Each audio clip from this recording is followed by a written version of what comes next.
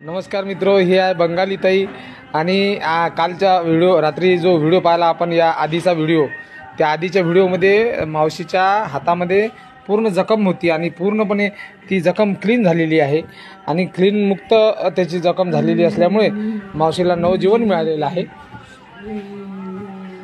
आता मावशी एकदम ठणठणीत बरी झाली। दोन हात ऊपर करो, ये हात ऊपर करो। बंगालची आहे, पश्चिम बंगालची आणि फार अत्यंत वाईट परिस्थिती होती आणि आज एकदम ओके झालेली आहे। बताओ हाथ तुम्हारा, तुम्हारा हाथ बताओ। ये हाथ बताओ, ये हाथ फिर होते।